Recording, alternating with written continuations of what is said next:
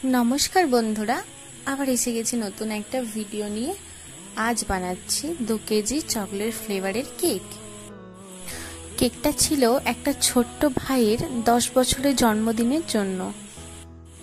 কাস্টমারের কেক নিয়ে কোনো ডিমান্ড ছিল না, শুধু বলেছিল চকলেট ফ্লেভারের 2 কেজি কেক হলেই হবে। আমি তাদেরকে জিজ্ঞাসা করেছিলাম যে কি রকম কি নেবেন, তো তারা বলেছিল যে তোমার পছন্দ মতো তুমি একটা করে দিও। তো আমি তাই 2 টাওয়ার করেছি। নিচেরটা আমি ব্রাউন কালার রেখেছি আর ওপরের কালারটা আমি হোয়াইট রেখেছি। আর ওপরে কেকটা আমি প্রথমে ক্রাম কোটিং করে নিচ্ছি নিচের বেসটা। তো ক্রাম কোটিং এ আমি কেকের মাঝে চকলেট সিরাপ দিয়েছি। এখানে তোমরা চকলেট গানাচও ইউজ করতে পারো।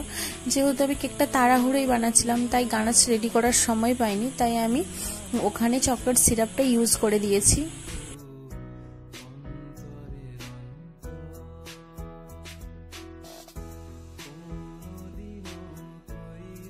নিচের বেসটা আমি একটা 8 ইঞ্চি কেক টিনে বেক করেছিলাম আর উপরেরটা আমি 6 ইঞ্চি কেক টিনে বেক করেছি। তো তোমরাও এভাবে করতে পারো, এটা একদম সুন্দর লাগে, একটার উপর একটা ঠিকঠাক লাগে আর কি দেখতে। নিচের বেসটা আমার ফাইনাল কোটিং হয়ে গেছে, তো এবার উপরেরটা করছি। তোমাদের যাদের একটা কেকের উপরে আরেকটা কেক বসাতে সমস্যা হয় তারা আমার এই ট্রিকটা ফলো করতে পারো, যে একটা প্যানের নাইফ আর একটা ছুরির সাহায্যে, তো তোমাদেরও মনে হয় ঠিকঠাক বসে যাবে।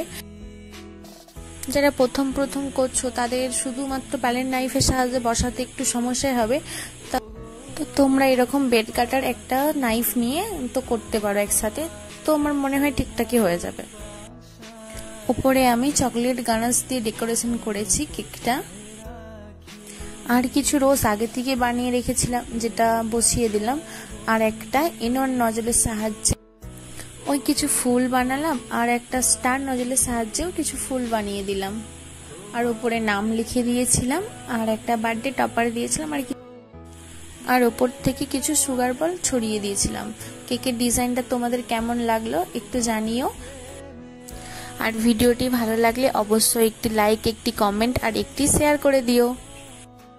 আর হ্যাঁ, সাবস্ক্রাইব করতে ভুলো না। Thank you.